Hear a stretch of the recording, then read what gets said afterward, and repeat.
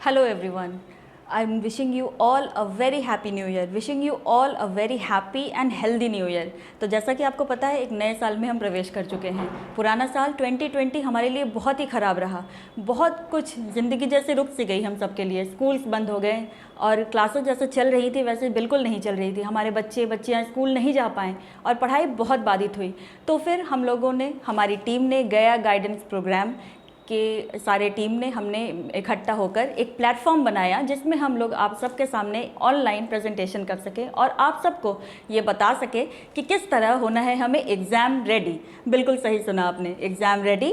Exams जो आने वाले हैं, अब बहुत कम समय बचा है हमारे पास। कुछ ही दिनों में हमने आज तक जो भी पढ़ाई करा है, जितना कुछ भी हमने सीखा है, उन सबको अब पेपर पर उतार देने की बारी आ गई है और हम सबको ये अचीव करना है कि अच्छे से अच्छा नंबर, ज़्यादा से ज़्यादा नंबर ला सके। तो इसलिए जब गया गाइडेंस प्रोग्राम का जो ये प्लेटफॉर्म है, इसमें हम सब लोग इकट्ठा हुए हैं। हमारे respected DPO sir Anand ji के निर्देशन में हमने एक टीम तैयार की है और हम चाहते हैं कि हम आप तक पहुंच सकें और एक नए साल का तोहफ़ा, बिल्कुल सही सुना आप लोगों ने, एक नए साल का हैप्पी न्यू ईयर गिफ्ट आपके लिए लेकर आए हैं। और ये गिफ्ट क्या है? ये गिफ्ट है 90%। बिल्कुल सही सुना आपने, 90% नंबर हम सबको लाना है इस बार एग्ज़ाम में और हम ये करके दिखाएंगे। तो सब लोगों को लगता है कि मैम 90%, क्या सब लोग ये ला सकते हैं 90%? बहुत लोग ये सवाल पूछते हैं, बहुत सारे बच्चे मेरे पास आते हैं और वो पूछते हैं मैम 90% क्या अचीवेबल है? ये सही नहीं लगता, बहुत ज़्यादा लगता है। बिल्कुल नहीं, 90% बिल्कुल अचीवेबल है और हम सब लोग 90% ला सकते हैं। एक बात और है कि 90% ही क्यों, 91 क्यों नहीं, 92% क्यों नहीं, 93% क्यों नहीं? बिल्कुल सही कहा हम, क्योंकि हम जो 91% है, 92% है, 93% है, ये सब हम लोगों ने रखा है आपस में झगड़ा करने के लिए, ताकि अगर मेरे फ्रेंड को मुझसे 1% ज़्यादा आ जाए या फिर मेरे एक दूसरे फ्रेंड को मुझसे 2% ज़्यादा आ जाए तो फिर हम आपस में लड़ भी सके। क्या तो तुम्हें 1% ज़्यादा कैसे मिल गया, तुम्हें 1% कम कैसे मिल गया? तो फिर वो रखा है हमने आपस में झगड़ा करने के लिए, एक हेल्दी कॉम्पिटिशन बनाने के लिए, एक फेयर कॉम्पिटिशन बनाने के लिए। लेकिन हमारा टारगेट होना चाहिए 90% हम सबको लाना ही है। तो सबसे पहले कैसे स्टार्ट करें, ये जो पॉइंट्स है हमारे पास, कैसे स्टार्ट करें एग्जैक्टली। सबसे पहला क्वेश्चन होता है कि मैम स्टार्ट कैसे करें। तो मैं आपको बताना चाहती हूँ, स्टार्ट करने के लिए सबसे पहले आपको क्या करना है? स्टार्ट करना है। बिल्कुल सही सुना आपने, शुरुआत करनी है। अभी शाम के 6 बज रहे हैं और मैं सोचूं अच्छा अभी चाय पी लेती हूँ, उसके बाद पढ़ाई करने बैठूंगी, या फिर अभी सोचती हूँ चलो आधे घंटे टीवी देख लेती हूँ, उसके बाद पढ़ाई करने बैठूंगी। तब नहीं, अब हमारे पास जितनी गाड़ियाँ भी आने लगी, आपने देखा है स्कूटर है हमारे पास, या फिर हमारे पास जितनी ऑटोमोटिव कार्स भी हैं वो सब सेल्फ स्टार्ट है। तो अब किसी और को हमें स्टार्ट करने की या किक लगाने की ज़रूरत नहीं है, हमें खुद अपने आप को स्टार्ट करना पड़ेगा। इसीलिए सबसे ज़रूरत है, हमें सबसे पहले हमें स्टार्ट करने की ज़रूरत है। अगर हमें यहाँ से चौक तक पहुँचना है फॉर एग्ज़ाम्पल, तो हम कैसे जाएंगे? पहले यहाँ से शुरू करेंगे तभी तो चौक तक पहुँच पाएंगे। अगर हमने ये डिसाइड कर लिया हमें चौक तक जाना है तो यहाँ से स्टार्ट करेंगे। इसीलिए सबसे पहले, और ये कौन मोटिवेट करेगा हमें? हम खुद अपने आप को मोटिवेट करेंगे कि हमें स्टार्ट करना है और हमें वहाँ तक पहुँचना है। और कब स्टार्ट करना है? स्टार्ट हमें अभी करना है, विदाउट वेस्टिंग एक और मिनट भी। हर चीज़, हर घंटा, हर मिनट इम्पॉर्टेंट है, हर सेकंड इम्पॉर्टेंट है। हमारा सबसे बड़ा दुश्मन अभी क्या है? ये घड़ी। ये घड़ी जो है ये हमारा सबसे बड़ा दुश्मन है अभी, क्योंकि ये भाग रहा है और समय भाग रहा है और समय के साथ हमें भी भागना है। इस समय के साथ भागना है, समय को अपने से आगे नहीं जाने देना है। अगर इस समय के साथ हम चलते हैं तो फिर हर एक मिनट को यूटिलाइज़ करते हैं और हम बहुत अच्छे से अपने टारगेट की ओर, अपना टारगेट हमारा क्या है? स्कोर। क्या स्कोर करना है हमें? 90%। वो बिल्कुल ध्यान रखना है, हमें अपने दिमाग में छवि बैठा लेनी है 90%, 90%, 90%। और उसके लिए ये घड़ी के साथ ही हमें चलना है। तो छोटे छोटे गोल्स बनाएंगे हम। इसी पॉइंट में हम देखेंगे, हाउ टू स्टार्ट में ही हम देखेंगे कि छोटे छोटे गोल्स बनाएंगे। अभी अगर स्टार्ट किया, आधे घंटे के लिए पढ़ा, आधा घंटा मतलब आधा घंटा बैठे, किताब खोला, हमारा बेस्ट फ्रेंड अभी क्या है? हमारी किताबें। ये हमारा बेस्ट फ्रेंड है अभी।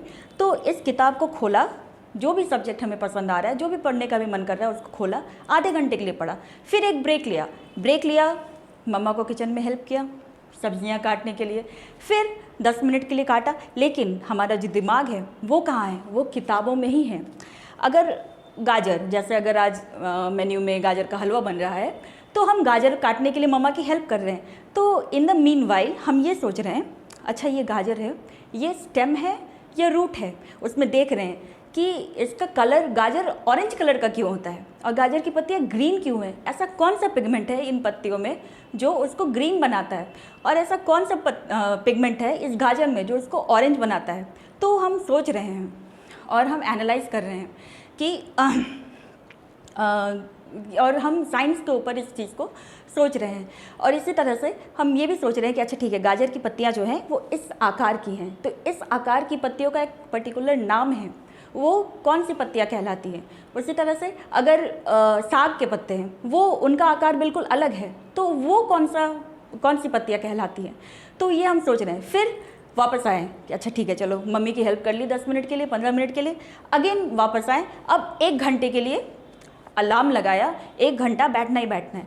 उसके बाद फिर 1 घंटे में मैथ सॉल्व किया। उसके बाद फिर छोटा सा ब्रेक लिया, अपना कोई अच्छा सा म्यूज़िक लगाया, जो भी मेरा फेवरेट म्यूज़िक है, म्यूज़िक लगाया और उस पर डांस करने लगे, जो भी मुझे पसंद है। कि कोई भी ऐसा काम करेंगे जो हमें हैप्पी करता है और हमारे आसपास के लोगों को हैप्पी करता है। क्योंकि अगर हम एक ऐसा एटमॉस्फेयर बनाएंगे, एक ऐसा एम्बियंस बनाएंगे जिसमें हम हैप्पी हैं, हमारे आसपास के लोग हैप्पी हैं, तो फिर हम अपने आप ही हैप्पी फील करेंगे। और बहुत इम्पॉर्टेंट है इसके बीच बीच में ब्रीद, सांस लेना, लंबी लंबी सांसें लेना और छोड़ना, और अपने आप को काम करना, अपने आप को रिलैक्स भी रखना। बिल्कुल, ये भी बहुत बहुत इम्पॉर्टेंट है। और इसको हम लोग ये ब्रीदिंग एक्सरसाइज जो है, जो भी हमें प्राणायाम हमें आती हैं, उनको हम बीच बीच में प्रैक्टिस करेंगे ताकि हम अपने गोल तक बिल्कुल पहुंच सकें, और उसके साथ ही साथ हमें हेल्दी भी रहना है। उसके बाद जैसे ही अब 1 घंटे फिर हमने ब्रेक ले लिया, उसके बाद फिर अगेन 2 घंटे के लिए बैठे। अब 2 घंटे के लिए बैठे और ये उठाया। ये मैं कोई ब्रांड को एंडोर्स नहीं कर रही हूँ, ये बस एक क्वेश्चन बैंक है जिसमें पिछले 7 साल के क्वेश्चन या 5 साल के क्वेश्चन हैं। तो अब हमने जितनी भी तैयारी कर ली, जितनी पढ़ाई कर ली, अब देखने का टाइम आया है कि हमने कितनी तैयारी करी, और हमें ये कौन बताएगा कि हमने कितनी तैयारी करी है। ये हम अपने आप को खुद बताएंगे कि हमने कितनी तैयारी करी है। तो इसके अंदर जो क्वेश्चन पेपर्स हैं पिछले 10 साल के, इसके अंदर जो भी क्वेश्चन पेपर्स हैं, इनको हम सॉल्व करेंगे और लिमिटेड टाइम में अपने आप को चीट नहीं करेंगे। 3 घंटे का टाइमर लगाएंगे और देखेंगे कि 3 घंटे में हम वो सारा क्वेश्चन जो इसके अंदर है उसको स्टेप बाय स्टेप बना सकते हैं कि नहीं बना सकते हैं। और बनाने के बाद उसको चेक करेंगे, और चेक करने के बाद फिर अगर आपको लगता है कि हाँ ये टॉपिक मेरा रह गया या फिर इसमें थोड़ी तैयारी कम रह गई, तो एक पेपर लेंगे, एक पेन लेंगे और उस टॉपिक को उसमें ऑनेस्टली, ईमानदारी के साथ लिखते चले जाएंगे, टॉपिक बाय टॉपिक, ताकि सोने के पहले, जब हम सोने जा रहे हैं, आज का बिल्कुल सारा दिनचर्या ख़त्म करने के बाद अब जब हम सोने जा रहे हैं, तो उसके पहले उसको पेज को उठाएंगे और एक बार सरसरी निगाह से सारे पॉइंट्स को देखेंगे कि ये टॉपिक मेरे को डिफ़िकल्ट लग रहा था और इसमें मुझे और ज़्यादा तैयारी करने की ज़रूरत है। तो इस तरह से प्रैक्टिस। उसके बाद नेक्स्ट में हम लोग आते हैं पढ़ाई करना कैसे, हाउ टू स्टडी, किस तरह से। तो सारे स्टूडेंट्स ये भी कहते हैं मैम कैसे पढ़ें, मन नहीं लगता, पढ़ने बैठते हैं तो फ़ोन आ जाता है और टीवी देखने का मन करता है, बिग बॉस चालू हो जाता है, मैम क्या करें। एग्जैक्टली, बहुत बहुत ज़रूरी है सबसे पहले तो कि 6 से 8 घंटे की नींद। जब हम सुबह उठें, अगर आपको लगता है कि 6 घंटे की नींद के बाद आप सुबह उठते हैं और आप बहुत फ्रेश फील करते हैं, कोई ऐसा हार्ड एंड फास्ट रूल नहीं है कि आपको 8 घंटे ही सोना है या फिर 10 घंटे ही सोना है। अगर 6 घंटे में आपको लगता है कि आप बहुत रिफ्रेश फील कर रहे हैं और you are ready to go, फिर ठीक है, 6 घंटे में just get up and start going. तो उसी तरह से फ्रेश उठना है और उसके बाद छोटे छोटे ब्रेक्स लेने हैं। 3 घंटे का टाइम डिसाइड किया, सुबह भी उठते हैं अगर हम जितने बजे भी, आई हैव नो प्रॉब्लम अगर आप 6 बजे उठते हैं या 7 बजे उठते हैं या 8 बजे उठते हैं, लेकिन 8 बजे उठने के बाद आप कितना टाइम, ताकि नेक्स्ट रात को जब आप सोते हैं वो जो टाइम का ड्यूरेशन है उसको आप कितना प्रोडक्टिव बनाते हैं वो ज़्यादा मायने रखता है। तो इसीलिए उसको, और सुबह सुबह उठ के सबसे पहला काम, जब हमारा ब्रेन जो है क्लीन स्लेट की तरह है, और उस समय मेमोराइज़ करने का काम करेंगे, याद करने की चीज़ें करेंगे। जैसे साइंस में कोई लॉन्ग आंसर्स है या फिर सोशल साइंस में कोई लॉन्ग आंसर्स है तो उनको, या फिर थ्योरम्स हैं तो उनको याद करने की कोशिश करेंगे। सारा मेमोराइज़ करने वाला काम शुरू किया। उसके बाद उठे, चाय बनाई, ऑफ कोर्स चाय बनाई, मम्मा को पूछा, पापा को पूछा कि उनको चाय चाहिए या नहीं, अगर बनानी आती है तो, और अगर नहीं बनानी आती कोई बात नहीं, अगर चाय मिल जाती है तो चाय पियेंगे, है ना, या फिर दूध। एंड बहुत इंपॉर्टेंट है धूप में बैठना। आप किताब लीजिए, छत पर चले जाइए, घूमते घूमते टहलते टहलते भी पढ़ सकते हैं, याद कर सकते हैं। इनफैक्ट आपको धूप भी मिल रही है उस वक्त। उसके बाद फिर से ये क्वेश्चन पेपर हम उठाएंगे और इसमें से मैथ्स के क्वेश्चन सॉल्व करने की कोशिश करेंगे, जितने ज़्यादा हम सॉल्व कर सकें। मैथ्स एक ऐसा सब्जेक्ट है जिसमें हम जितना प्रैक्टिस करें वही हमें हमारे स्कोर तक पहुंचा सकता है। और मैथ्स में बहुत आसान है नंबर लाना। ये हम लोग सब्जेक्ट बाय सब्जेक्ट अब डील करेंगे, मैं आपको बताऊंगी टिप्स एंड ट्रिक्स। तो मैथ्स के लिए प्रैक्टिस सबसे ज़्यादा, और जो सॉल्व्ड एग्जाम्पल्स होते हैं, कई बार क्या होता है कि जो सॉल्व एग्जाम्पल्स है उनको हम लोग एक बार पढ़ लेते हैं और हम देखते हैं अच्छा हो गया। नहीं, बिल्कुल नहीं। सॉल्व एग्जाम्पल्स को भी अपने आप से सॉल्व करने की कोशिश करनी है, तभी हमें ये कॉन्फिडेंस आएगा। हो सकता है कि कई बार वही क्वेश्चंस आ जाते हैं लेकिन नंबर्स बदल दिए जाते हैं, और हम जब उसको बनाने लगते हैं तब हम कंफ्यूज कर जाते हैं। इसलिए बनाना, प्रैक्टिस करना बहुत ज़रूरी है। और उसके बाद बहुत इम्पॉर्टेंट है पानी पीना। यस, ठंड का मौसम है और हम पानी पीना बहुत अवॉइड करते हैं और डिहाइड्रेटेड हो जाते हैं, हमें नहीं पता चलता, और तब हम बीमार भी होने लगते हैं। फिर लगता है अच्छा हम ना, इसीलिए बहुत ज़रूरी है हर 1 घंटे पे 2 घंटे पे याद करके पानी पीना और अपने आप को हाइड्रेटेड रखना, ये बहुत ज़रूरी है। ओके, थर्ड जो बच्चे मुझसे पूछते हैं, मैम कौन कौन से क्वेश्चंस इंपॉर्टेंट होते हैं? बिल्कुल, कौन कौन से क्वेश्चंस इंपॉर्टेंट होते हैं? तो सबसे इम्पॉर्टेंट, मैं एज अ टीचर ये बताना चाहती हूँ, हर क्वेश्चन इम्पॉर्टेंट है, हर चैप्टर इम्पॉर्टेंट है। ओके, लेकिन आज हमारा सेशन है टिप्स एंड ट्रिक्स का, तो मैं आपको बताती हूँ ये पिछले 10 साल के क्वेश्चंस, 80% क्वेश्चंस आपको पिछले 10 साल के क्वेश्चंस में से ही आते हैं। जब से मैंने ज्वाइन किया सर्विस तब से तो मैंने यही देखा है। तो आपको लेकिन इसको प्रैक्टिस करना है, इसको सॉल्व करना है। ये आपका कोई भी ब्रांड का कोई भी आप मार्केट से उठाइए and 80% of the questions are coming from here, that's a guarantee. लेकिन हो सकता है थोड़ा इधर उधर हो सकता है ह्यूमन आई आया था, इस बार ह्यूमन आई के साथ कुछ और भी उसमें ऐड कर दिया जाए, 2-3 पार्ट्स हो जाए, लेकिन 80% क्वेश्चंस आपको पिछले 10 साल के क्वेश्चंस में ही मिलेंगे, इसीलिए इसको ज़रूर सॉल्व करना है। ओके, आपको मैं ये भी बताना चाहती हूँ वाई आई एम कॉन्फिडेंट कि 80% आते हैं, क्योंकि जो सिलेबस है वो मोटा मोटी सेम ही है।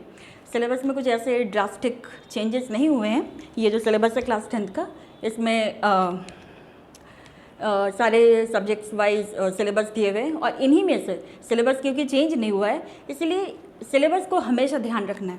और जब भी हम प्रैक्टिस करें तब ये ध्यान रखें कि हमने सारा जो चैप्टर वाइज जो सिलेबस है उसको कवर किया है या नहीं, उसको भी टिक करते जाएंगे। सिलेबस उठाया और अगर कोई टिक छूट गया है तो उसको ज़रूर कवर करेंगे। ऐसा बहुत बार होता है, बच्चे कहते हैं मैम हमने सोचा था ये इंपॉर्टेंट नहीं है और यही वाला आ गया एग्ज़ाम में। हो सकता है, बिल्कुल हो सकता है। इसीलिए ज़्यादा से ज़्यादा कवर करने की कोशिश करेंगे, कोई टॉपिक रह ना जाए, कोई टॉपिक बुरा ना मान जाए, या तो हर टॉपिक को उतना ही इम्पोर्टेंस देने की कोशिश करेंगे। और हॉट्स बनाएंगे, छोटे छोटे जो पॉइंट्स होते हैं। कई बार होता है जैसे कि मैंने कहा, सुबह उठ के जब हम चैप्टर वाइज पढ़ते हैं तो उसको कहानी की तरह भी पढ़ सकते हैं। कहानी की तरह एक बार लाइन बाय लाइन सारे चैप्टर्स को जब पढ़ेंगे और उसमें से छोटे छोटे पॉइंट्स हम एक सादे पेपर पे बनाते चले जाएंगे, जो आपको लगता है आपके हिसाब से कि हाँ ये इम्पॉर्टेंट है, तो उस पॉइंट्स को भी हम लोग स्टार मार्क करके रखेंगे और उसको कोशिश करेंगे अपने आंसर्स में इनकॉर्पोरेट करने की। अब नेक्स्ट में आते हैं, how to achieve our goal. हमारा गोल क्या है? To achieve 90%। इसके लिए बहुत ज़रूरी है प्लान। पहला प्लान को मैंने कैटेगोरिकली डिफाइन किया है। पहला है प्रिपेयर, तैयारी, और प्रैक्टिस। जो भी तैयारी की है उसका कैसे पता चलेगा कि हमने कितनी तैयारी करी है? उसके लिए हमें प्रैक्टिस करने की ज़रूरत है। और लर्न, जो भी छूट गया है उसको सीखेंगे, उसको याद करने की कोशिश करेंगे। और एक्ट तो हमें खुद ही करना है। और कब करना है? नाउ, मतलब अभी ही करना है। अभी नहीं तो फिर बाद में नहीं हो पाएगा, क्योंकि अब तो बस एग्ज़ाम आ रहा है। और ये जो एग्ज़ाम है हमारा 10th का बोर्ड का, ये एक बिल्कुल त्यौहार की तरह है। जी हाँ, बिल्कुल आपने सुना, सही सुना है, त्यौहार। जैसा कि हम त्यौहार मनाते हैं, दिवाली, दशहरा, ईद, क्रिसमस, अभी न्यू ईयर्स गया, तो त्यौहार के पहले हम कितनी तैयारियां करते हैं। उसके बाद त्यौहार का दिन आता है जिसमें हमें जाना होता है और वो जो हमने तैयारियां करी है उन सबको निभाना होता है। उसी तरह से एग्ज़ाम्स भी, जितने भी हमने तैयारी करी, अब इसको बिल्कुल एक फेस्टिवल की तरह लेंगे, एक त्यौहार की तरह लेंगे और प्रूव कर देंगे सबको, सबसे पहले खुद को, कि हाँ हम तैयार हैं एग्ज़ाम्स के लिए। और हमने 90% ला कर दिखाया है। किसको? अपने आप को। यस, बहुत ज़रूरी है अपने आप को पहले कन्विंस करना, अपने आप को सबसे पहले प्रायोरिटी पे रखना। और उसके बाद नेक्स्ट में आते हैं, how to become a champion. या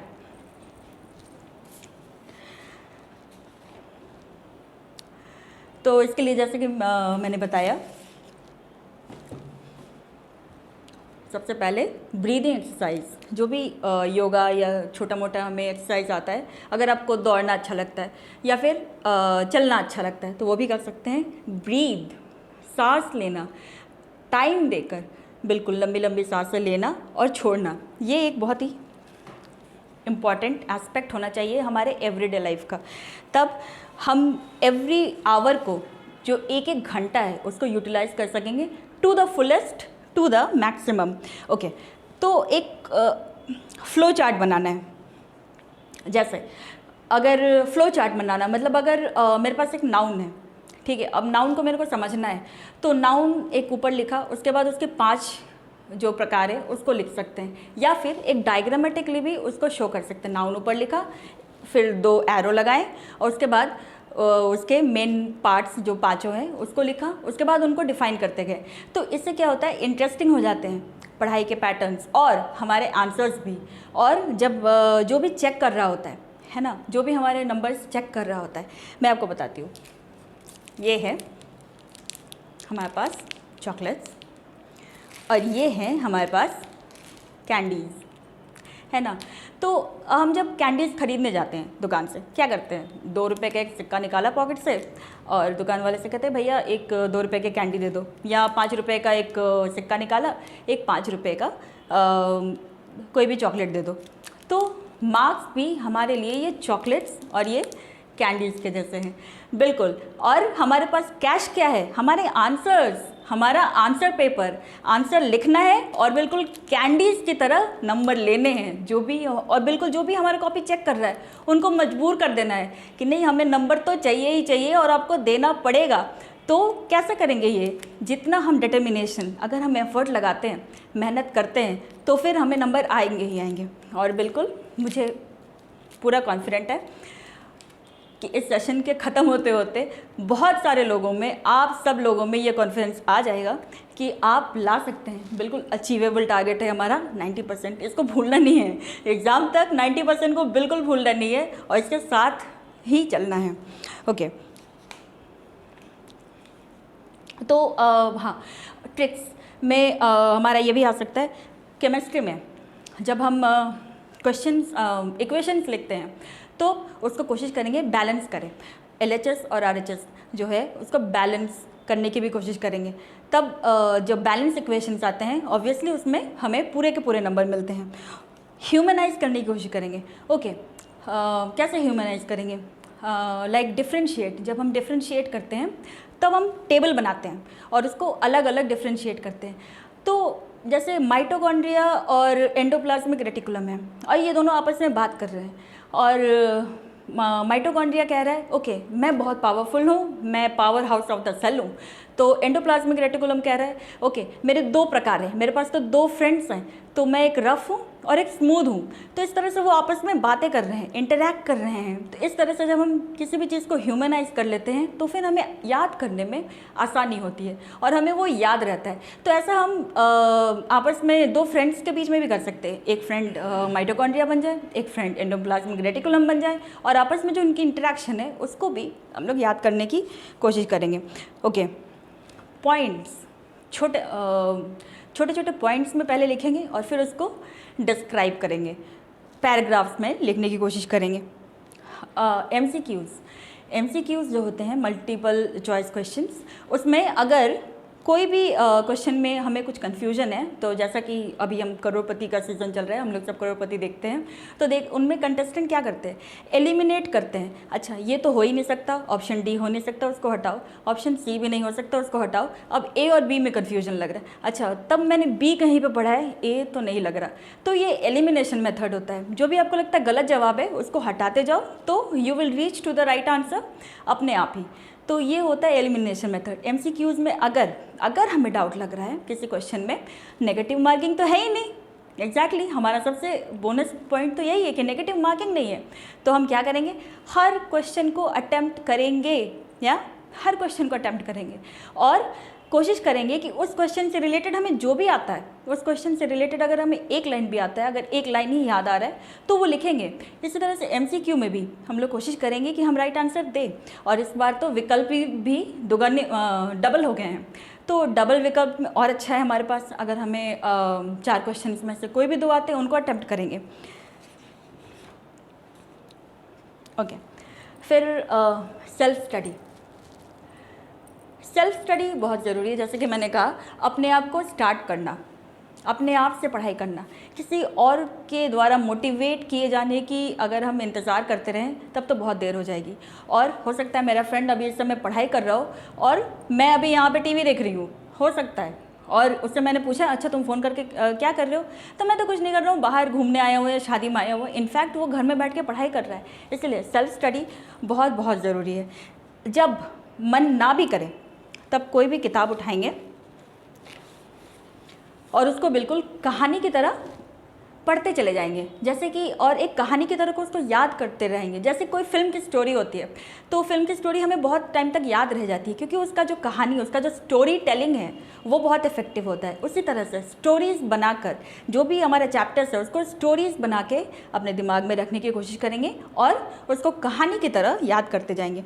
टारगेट बनाएंगे दिन के लिए, या छोटे छोटे टारगेट बनाएंगे। अच्छा ठीक है, आज मेरे को 8 घंटे प्रैक्टिस करना है, या फिर आज मेरे को 2 मॉडल सैम्पल पेपर्स बिल्कुल सॉल्व करने हैं। और अगर हमने सॉल्व किया, या जाकर अपने आप को एक कैंडी देंगे, फ़ाइन, क्योंकि मैंने ये अचीव किया। अपने आप को कंग्रेचुलेट करेंगे कि ठीक है मैंने एक टारगेट बनाया और मैंने वो अचीव किया। तो अपने आप को हम लोग गिफ्ट भी दे सकते हैं, छोटे छोटे कैंडीज़, या फिर मे बी कोका कोला और एनीथिंग, ठीक है, या फिर 5 मिनट का डांस और माय फेवरेट म्यूज़िक, तो वो भी कर सकते हैं। ओके, जब हम चैप्टर्स को पढ़ रहे हैं तब हाथ में एक पेन लेकर बैठेंगे और जो भी टॉपिक इंपॉर्टेंट लगते हैं या डिफ़िकल्ट लगते हैं उसको अंडरलाइन करते जाएंगे। तो जब अंडरलाइन करते जाएंगे उसके बाद जब हमने चैप्टर पढ़ लिया, क्वेश्चंस देख लिए, कि उसके बाद फिर वापस आएंगे चैप्टर में कि इनमें हमने अंडरलाइन क्या क्या किया था, और उसके बाद हम उस टॉपिक को एक बार और देखेंगे। और बहुत इम्पॉर्टेंट है, बहुत ज़्यादा इम्पॉर्टेंट है लिखना, क्योंकि ये जो एग्ज़ाम्स हैं हमारे बोर्ड वाले, ये लिखने के एग्ज़ाम्स हैं, वाइवा तो है नहीं बिल्कुल। तो जो भी आपको आता है, जो भी आपके दिमाग में, अब टाइम आ गया है उनको सबको कॉपी पर उतारना है, आंसर शीट्स पर उतारना है, और कैटेगोरिकली बहुत साफ हैंडराइटिंग में और बिल्कुल स्पष्ट शब्दों में उसको उतारना है, ताकि वो आंसर्स हमारे पास रहे।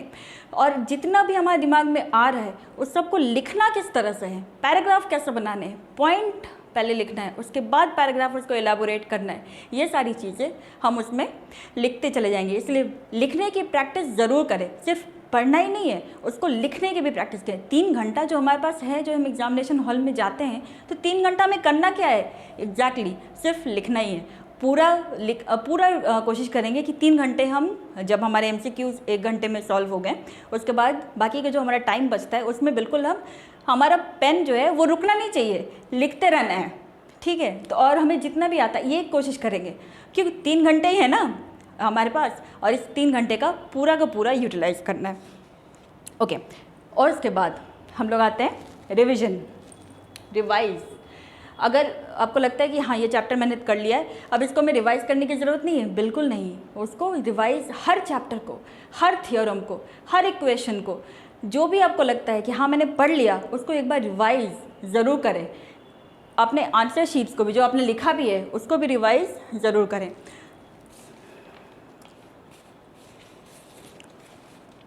ओके, इसमें हमारे नेक्स्ट में आते हैं हम लोग, बी योर ओन क्रिटिक।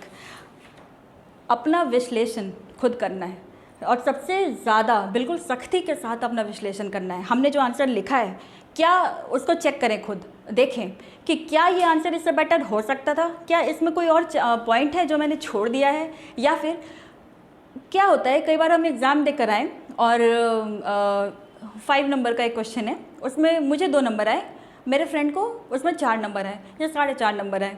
तो हमने उनसे पूछा कि तुमने क्या लिखा था, तो उसने कहा कि हाँ यही 4-5 लाइनें लिखी थी, हमने भी वही लिखा था, लेकिन मुझे 2 नंबर हो, तुम्हें 4.5 क्यों आए। तो वो बताएगा हाँ मैंने एक डायग्राम भी बना दिया था। तो हमने पूछा अरे डायग्राम तो पूछा नहीं गया था, पर तुमने बनाया क्यों। उसने कहा नहीं मुझे आया था तो मैंने बना दिया। एग्जैक्टली यही होता है पॉइंट, किस तरह से नंबर लेना है। तो अगर कोई भी हम क्वेश्चन सॉल्व कर रहे हैं, उसका अगर रिलेटेड क्वेश्चन इक्वेशन आता है हमें, तो इक्वेशन भी लिखेंगे। उससे रिलेटेड अगर हमें डायग्राम आता है तो डायग्राम भी बनाएंगे। ये सारे जो पॉइंट्स हैं यही हमें नंबर दिलाएंगे। अपने आप को खुद सुपरवाइज करना है, अपने आप को खुद देखना है, अपना गार्जियन, अपना पेरेंट खुद बनना है, सुपरवाइज करना है, अपने आप को देखना है। बिल्कुल ये घड़ी, टाइमर, बिल्कुल एक घड़ी हमेशा अपने टेबल पर या अपने हाथ पर रखनी है, और इसके साथ चलना है, टाइम करना है कि इस क्वेश्चन को मैंने कितनी देर में सॉल्व किया, और इस क्वेश्चन में अगर मैंने इतनी देर में सॉल्व किया, अगर इसको मैं 5 मिनट और देता तो क्या मैं इससे बेहतर आंसर लिख सकता था, या फिर क्या मैं इसमें और कुछ पॉइंट्स ऐड कर सकता था जिससे ये ज़्यादा और अच्छा लगता। तो अपने आप को सुपरवाइज करना है, छोटे छोटे टारगेट्स बनाने हैं, बहुत नहीं कि अच्छा ठीक है आज अब मैं बैठूंगा पढ़ाई करने तो 5 घंटे उठूंगा ही नहीं, छोटे छोटे टारगेट्स बनाने हैं। 1 घंटा, फिर ब्रेक लिया, फिर 1.5 घंटा, फिर ब्रेक लिया, फिर 2 घंटा, फिर लंच किया, फिर थोड़ा सा ब्रेक लिया। तो छोटे छोटे टारगेट्स बनाने हैं। एब्रिविएशन, अगर आपको लगता है कि याद करने में, जैसे वेबग्योर है तो violet, indigo, blue, green, yellow, orange, red है, उसी तरह से अगर आपको लगता है प्लैनेट्स हैं, प्लैनेट्स की दूरी सन से याद करने के लिए एक एब्रिविएशन हम लोग यूज़ करते हैं। My very educated mother just made me a very special plate of noodles. तो ये हो जाता है जैसे कि ये, तो ये डिस्टेंस है, मरकरी शुरू करते हैं MVEMJSUNP। तो ऐसे छोटे छोटे एब्रीविएशन भी बना सकते हैं और याद कर सकते हैं, अगर मुझे लगता है कि इस तरह से मुझे याद होता है तो। ओके, अब बहुत ही इंपॉर्टेंट चीज़ पे आते हैं। बिल्कुल हम अपने गोल की तरफ आ रहे हैं। थिंग्स टू अवॉइड, अवॉइड क्या करना। अभी तक मैंने आपको यही बताया कि करना क्या है, करना क्या है, करना क्या है। हाँ, कुछ चीज़ें ऐसी भी हैं जिनको हमें अवॉइड करना है। सबसे पहले मैंने बताया डिहाइड्रेशन, बिल्कुल पानी नहीं पीना, बिल्कुल अवॉइड करना है, पानी पीते रहना है। डिहाइड्रेशन को बिल्कुल अवॉइड करना है। स्ट्रेस नहीं लेना है।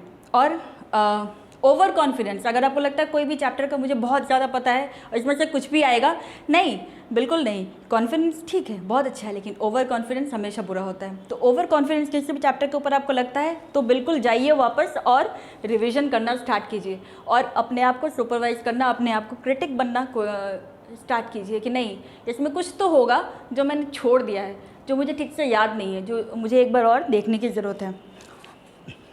मोबाइल फ़ोन बिल्कुल साइड में रख दीजिए, अभी कोई ज़रूरत नहीं है मुझे मोबाइल फ़ोन की। ऑनलाइन गेम्स बिल्कुल नहीं, नो। FB या चैट, मैसेंजर, जो भी आपके पास, उनको बिल्कुल साइड में कर लीजिए। अपने आप को कंपार्टमेंटलाइज कर लीजिए कि अब एक ये कंपार्टमेंट है और इसमें मेरे को बिल्कुल मेरा गोल जो है 90% मेरा बोर्ड एग्ज़ाम में वो दिख रहा है और उसकी तरफ मैं बढ़ रहा हूँ धीरे धीरे। तो इसके लिए ये सब जो चीज़ें हैं मेरे को बिल्कुल हटानी है, इनको बिल्कुल अवॉइड ही करना है। तो जो डिस्ट्रैक्शंस हैं, टीवी, कोई ऐसा प्रोग्राम नहीं आ रहा टीवी में जो 2 महीने बाद नहीं आएगा, वो रिपीट होता ही है। कोई ऐसी मूवी भी नहीं है अभी कुछ करने को है नहीं। This is the best time to study, और जितना हम स्टडी कर सके, जितना हम प्रैक्टिस कर सके, यही हमें हमारे गोल तक पहुंचाएगा। और बिल्कुल उसके बाद अगर कोई किसी फ्रेंड का फ़ोन आता है, वो पूछते हैं कि आप क्या कर रहे हैं, और आप उनको कह देते हैं कि हाँ ठीक है मैं टीवी देख रहा हूँ, तो उसको अवॉइड कीजिए, बिल्कुल अवॉइड कीजिए। No TV, no phone, no games, और अपने आप के साथ be true to yourself. अपने आप के साथ जो वादा हमने किया है कि हाँ ये हमारा गोल है और हमें शाइन करना है, बिल्कुल चमकना है, बिल्कुल स्टार्स की तरह, बिकॉज हम लोग स्टार्स हैं और ये हमारा प्लेटफॉर्म है। यही तो मौका है शाइन करने का, यही तो मौका है चमकने का, लोगों को दिखाने का कि हम कितने स्पेशल है, हम कितने यूनिक हैं, और ये स्कोर करके सबको दिखाना है। तो इसके लिए हम लोग ये जो डिस्ट्रैक्शंस है, अभी जो भी डिस्ट्रैक्शंस है, अच्छा आधे घंटे के लिए टीवी देख लेते हैं, नहीं, अगर मेरा मन कर रहा है तो मैं बाहर जाके थोड़ा टहल के आती हूँ। या फिर अगर आपको लगता है कि आप बहुत ज़्यादा स्ट्रेस फील कर रहे हैं, तो बिल्कुल आंखें बंद करेंगे और इमेजिन करेंगे कि आप किसी गार्डन में हैं, और इमेजिन करेंगे कि हमारे चारों तरफ फूल ही फूल खिले हुए, सनफ्लावर या बहुत ब्राइट कलर के फूल्स, या कोई भी गेंदे का फूल, और मैं बहुत अच्छी जगह पे, काम जगह पे, सीरीन जगह पे हूँ, और बिल्कुल ठंडी हवा चल रही है, फ्रेश ऑक्सीजन आ रहा है और मुझे बहुत अच्छा फील हो रहा है। तो इस तरह की एक्सरसाइज हम लोग प्रैक्टिस करेंगे और अपने आप को काम रखने की कोशिश करेंगे, क्योंकि अब जो घड़ी है इसको आगे नहीं निकलने के देना है, हमें इसके साथ साथ चलना है। गॉसिप बिल्कुल अवॉइड करना है। किसके पास क्या हुआ नहीं हुआ, अगर कोई कुछ आकर कहता है, छोटा भाई या छोटी बहन, देखो भैया वो मुझे तंग कर रहा है, वो मुझे मार रहा है, हाँ ठीक है, अभी तुम अपना प्रॉब्लम खुद हैंडल करो, अभी मैं 1 महीने के बाद, एग्ज़ाम्स के बाद तुम्हारे प्रॉब्लम आकर सॉल्व करूँगा या सॉल्व करूँगी। अभी तुम्हारा जो भी प्रॉब्लम है, या मॉम का कोई प्रॉब्लम है, भैया का प्रॉब्लम है, भाभी की प्रॉब्लम है, जो भी है, अपने अपने प्रॉब्लम्स लोगों को खुद सॉल्व करने दीजिए। आपका अपना सोल ऑब्जेक्टिव अभी यही होना चाहिए कि किस तरह से हमें चमकना है विथ 90%। तो उसके बाद अचीव, ये हमारा टारगेट है, अचीवेबल। और मुझे लगता है कि अब हमने ये सेशन करीब सारा कंप्लीट ही कर लिया है, तो मुझे लगता है कि ये टारगेट आप लोगों को भी 90% काफ़ी अभी अचीवेबल लग रहा होगा। और प्लीज़ फीडबैक दीजिए, और एग्ज़ाम्स के बाद मुझे प्लीज़ बताइएगा कि किस तरह से आप लोगों ने सब्जेक्ट वाइज डील किया। वो भी मैं आपको बता देती हूँ कि किस तरह से हम सब्जेक्ट वाइज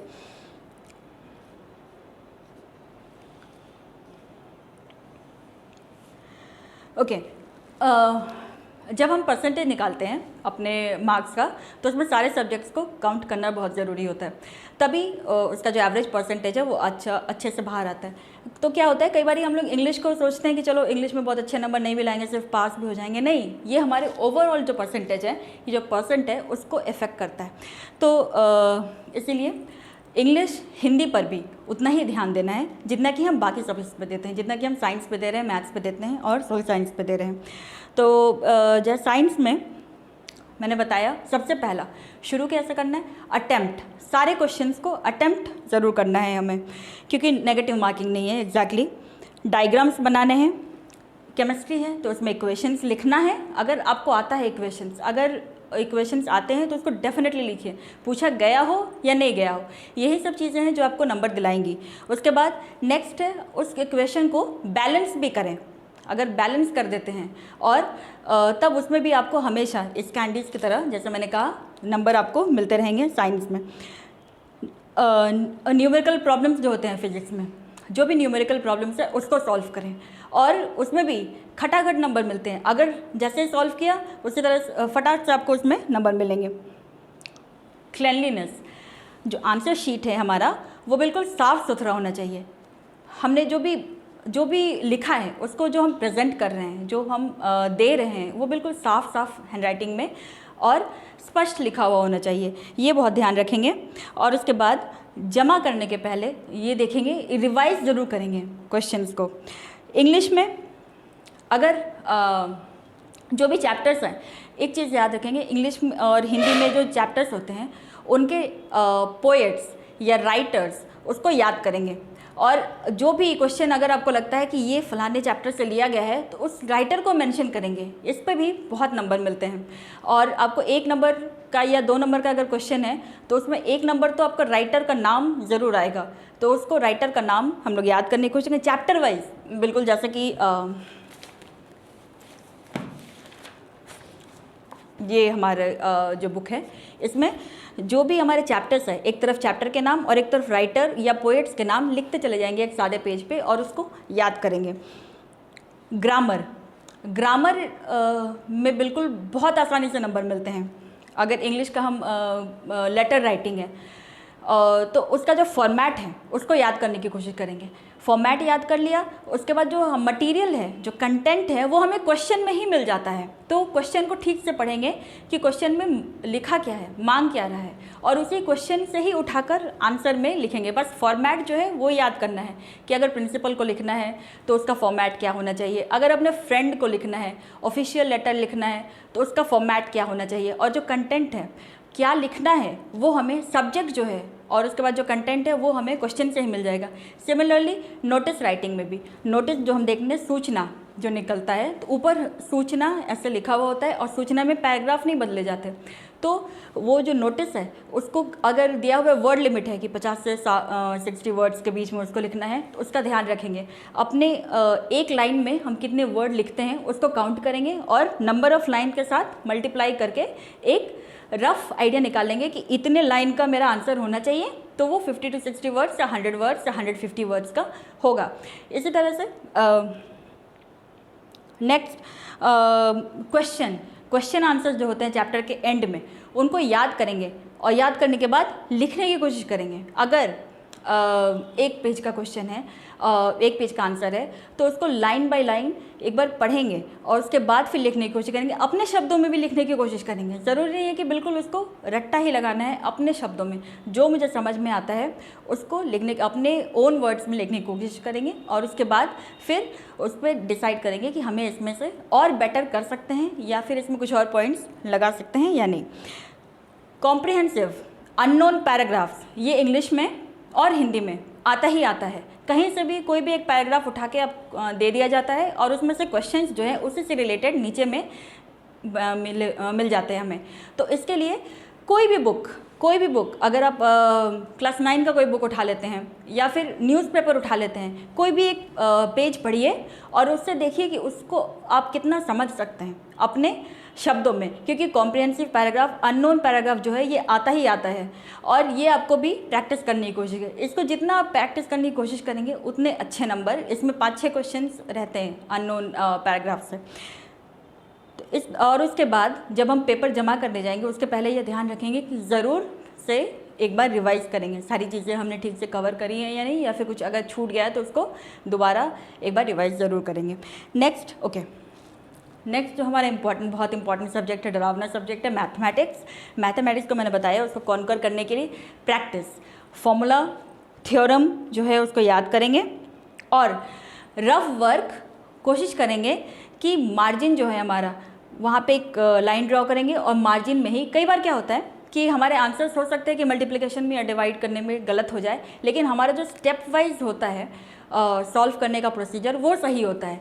तो हम कोशिश करेंगे कि रफ वर्क को भी हम बिल्कुल सामने एक on the right hand side of the paper एक लाइन ड्रॉ करेंगे, ऊपर में रफ वर्क लिखेंगे और उसके बाद रफ वर्क वहीं पे कोशिश करेंगे सॉल्व करने की, ताकि क्योंकि मैं इसलिए बता रही हूँ क्योंकि जब हम लोग कॉपीज़ चेक करते हैं तो क्या होता है, कई बारी देखा है हमने कि ठीक है स्टेप बाय स्टेप फॉलो हुआ है, तो उसमें कई बार हमने 2 नंबर, 2.5 नंबर, 3.5 नंबर या आधा नंबर भी देते हैं। तो जब ग्रैंड टोटल करते हैं तो ये आधा नंबर बन जाता है एक पूरा नंबर, होल नंबर में हम लोग ऐड करते हैं। तो इसीलिए बेनिफिट के लिए कोशिश ज़रूर करेंगे उसको सॉल्व करने की।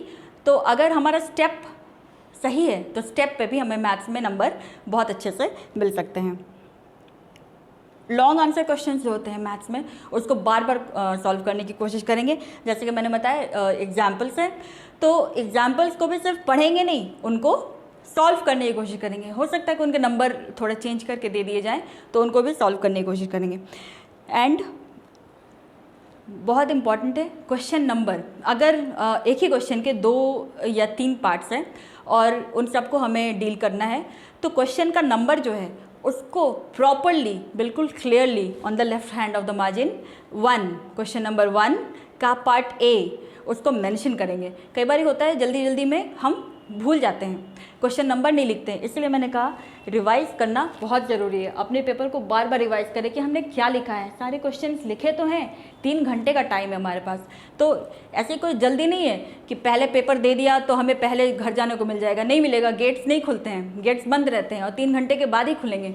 तो 3 घंटे वहाँ बैठे रहकर हमें बार बार अपना पेपर रिवाइज करना है कि क्वेश्चन नंबर तो ठीक से दिया है, और इस क्वेश्चन में हो सकता है कि 3 पार्ट्स पूछे गए हैं, मैंने सिर्फ 2 लिखा है जल्दी जल्दी में, 1 पार्ट देखा नहीं। तो जब रिवाइज कर रहे हैं तब उसको फटाक से उसमें ऐड कर दिया। उसको बाद में भी पीछे भी हम लोग लिख सकते हैं, लेकिन क्वेश्चन जो है उसका नंबर प्रॉपरली देना पड़ेगा। सोशल साइंस में, हिस्ट्री में जो डेट्स होते हैं, बर्थ डेट्स या फिर कोई भी इवेंट है, ये लड़ाई कब लड़ी गई थी, वो जो डेट है इसको बिल्कुल सादे पेपर पर लिख कर याद करें, क्योंकि इससे भी अगर आपको वो आंसर नहीं भी आता है और हमने डेट सही लिखा हुआ है, वो इवेंट कब हुआ था, तो उसमें आपको 1 नंबर मिलेगा ही मिलेगा। वो कब हुई थी घटना, कब घटी थी, प्लेस ऑफ अकरेंस किस जगह पर हुई थी, तो उसको भी याद करेंगे और उसको लिखने की कोशिश करेंगे। ओके, मैप बहुत ज़रूरी है, फिज़िकल और पॉलिटिकल दोनों। और मैप जब हम लोग प्रैक्टिस करेंगे उसके साथ ही नीचे में मैप का एक स्केल बनाना होता है। स्केल मतलब अगर मैंने ब्लू कलर से नदियाँ बनाई हैं तो नीचे में उसका स्केल बनाएंगे, ये ब्लू कलर और उसके बगल में लिखेंगे नदी, नदी के लिए। ब्राउन कलर से अगर मैंने माउंटेन बनाया है, माउंटेन दिखाया है, तो माउंटेन वहाँ पे ब्राउन कलर से नीचे में लिखेंगे कि ये माउंटेन के लिए, पर्वत के लिए हमने यूज़ करा है। तो मैप में हमने कहाँ पे कौन सा कलर यूज़ किया है या फिर कौन सा पेंसिल यूज़ किया है, उसको नीचे में मेंशन, स्केल करना बहुत ज़रूरी है। मैप्स ज़रूर प्रैक्टिस करें। नदियाँ कहाँ से शुरू हुई हैं, ओरिजिन क्या है नदियों का, ये बहुत इंपॉर्टेंट है, इसको भी लिखेंगे तब इसमें हमें हेल्प होगा, हमारे आंसर्स जो हैं उसमें हमें और ज़्यादा स्कोर करने में मदद मिलेगी।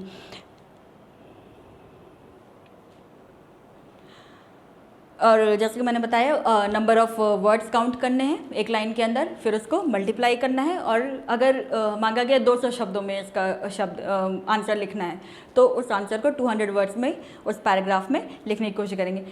जो लॉन्ग आंसर्स हैं उसमें पहले पॉइंट्स लिखें, उसके बाद उसको एलाबोरेट करें।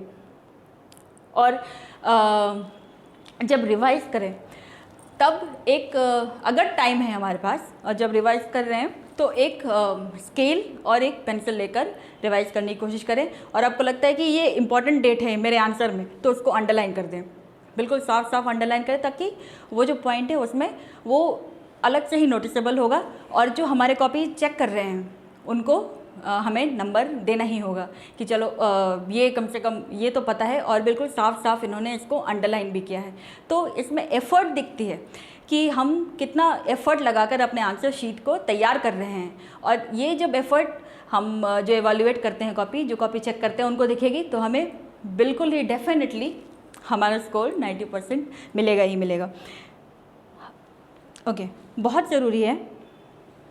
अब जैसे अभी मैंने बताया कि बहुत कम टाइम रह गया है और हमें एग्ज़ाम के लिए तैयार होना है, तो मैं बिल्कुल कुछ आपको अभी एग्ज़ाम के हॉल की तरफ समझ लीजिए कि मैं लेकर ही जा रही हूँ, और मैं आपको बता रही हूँ क्या क्या तैयारियाँ करनी है हमें एग्ज़ाम के पहले। सबसे पहले जब हमारा एडमिट कार्ड, जो कि आने वाला है कुछ दिनों में, जब 10th का एडमिट कार्ड हमारे पास आ जाए, एडमिट कार्ड को बिल्कुल एक एक लाइन को अच्छे से पढ़िए, और उसमें हर चीज़ होता है। उसमें आपका रोल नंबर होता है, सेंटर कोड होता है, सेंटर नंबर, सेंटर का एड्रेस होता है, आपके मॉम का नाम, आपके डैड का नाम, आपकी मम्मी पापा का नाम होता है, उसमें सारी चीज़ें होती है। उसमें ये तक लिखा होता है कि आपको ब्लू पेन यूज़ करना है कि ब्लैक पेन यूज़ करना है, तो टाइम देना पड़ेगा।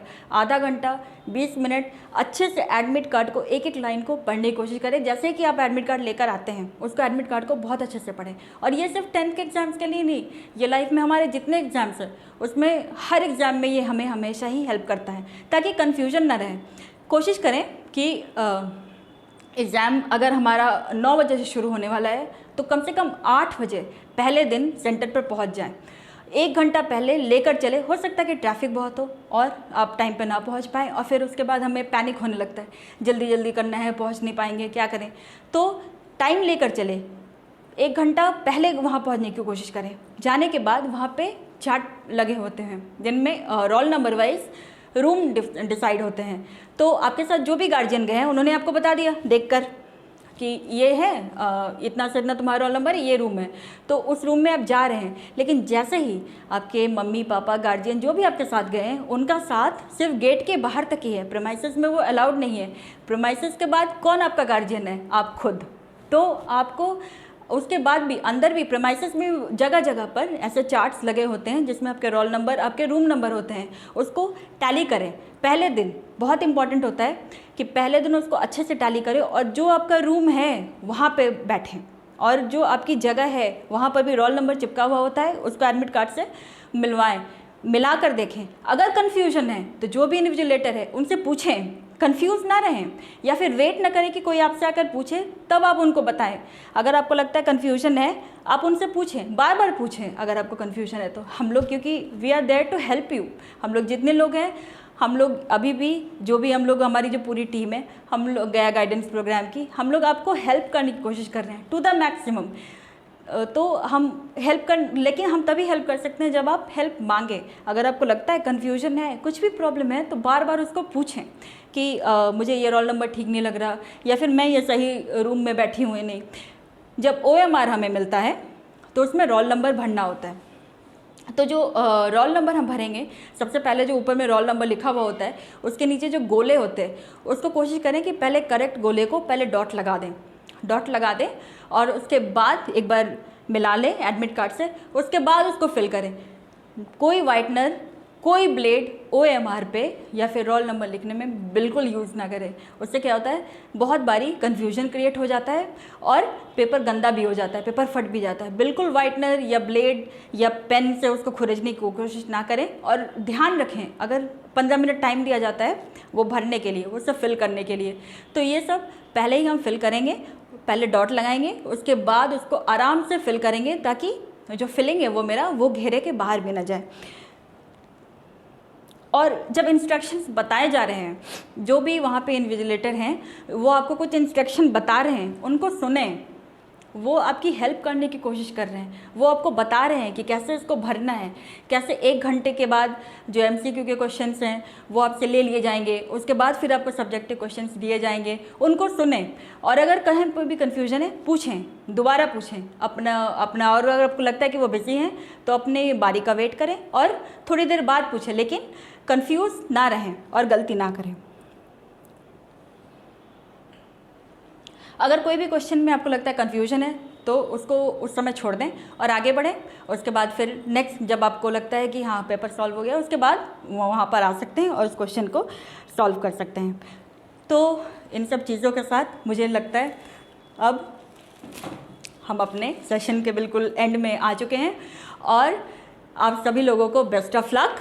और मुझे पता है हम ये कर सकते हैं, we can and we will do it. और हमें बिल्कुल 90% लाना है and we have to shine, चमकना है खुद भी और खुद का नाम रोशन करना है सबसे पहले तो। उसके बाद हमारे से जुड़े हुए जितने भी लोग हैं उन सब का नाम रोशन करना है। तो ये हमारा प्लेटफॉर्म है, ये हमारा मंच है जिसमें हम अपने आप को प्रूव कर सकते हैं और सबको दिखा सकते हैं कि we are the best, we are the highest scorers and we will do it. With that note, thank you everybody and very best of luck.